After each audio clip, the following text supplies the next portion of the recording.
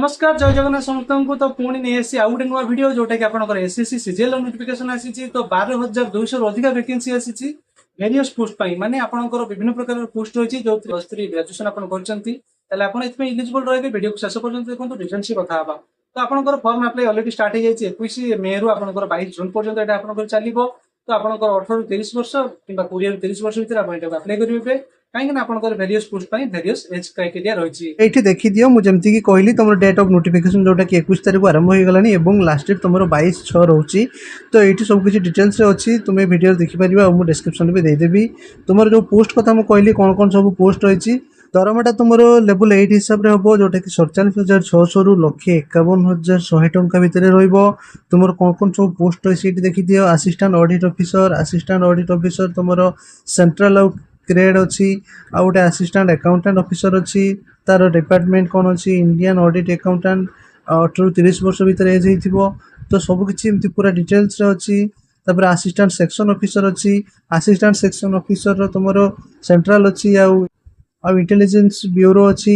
आ गोटे तुम ministry of railway अच्छी मिनिस्ट्री ऑफ एक्सटर्नल अफेयर अच्छी तुम सबकि बहुत गुड़ा पोस्ट बाहर तो एमती बहुत किसी अच्छी इंस्पेक्टर ऑफ इनकम टैक्स अच्छी असिस्टेंट एनफोर्समेंट इन ऑफिसर अच्छी सब इंस्पेक्टर अच्छी तो ता साइड रे भी तुम एज लिखाई जोटा कि 20 वर्ष रु 30 वर्ष कोटा 18 रु 30 वर्ष एमती एज तुम दरकार तो सबकि एमती बहुत सारा पोस्ट रही तो तुम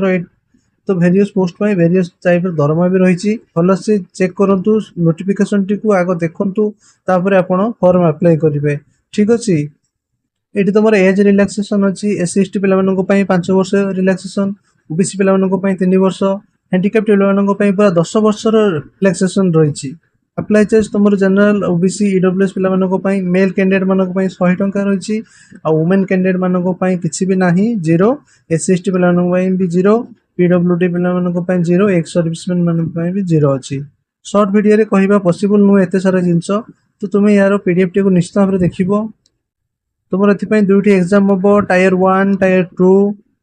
टायर 1 ले कौन कौन अच्छी टायर 2 रे कौन कौन अच्छी सब किसी देखो तो वीडियो डिस्क्रिप्शन में निश्चित भाव में आपको ऑफिशियल नोटिफिकेशन लिंक देदेवी आप चेक करेंगे आपको सांग सहित भी शेयर कर दिखाँ जो मैंने भी एसएससी सीजीएल अपेक्षा करते वीडियो केमती लगे आप निश्चित भाव में कमेंट में जनइबे यदि आप एपर्यंत आम चैनल को सब्सक्राइब करना सब्सक्राइब कर बेल आइकन दबाई दिंतु ये नोटिफिकेशन सर्वप्रथम पाइबा मुझे सब नहीं नुआ नुआ जॉब अपडेट ये आपंकर जेको गवर्नमेंट हो कि प्राइवेट जॉब आशा करें आपको वीडियो निश्चित भाव में भल लगी तो आपको भल पाइबा देवे आप वीडियो को लाइक कर चैनल को सब्सक्राइब करेंगे रोचे जय जगन्नाथ।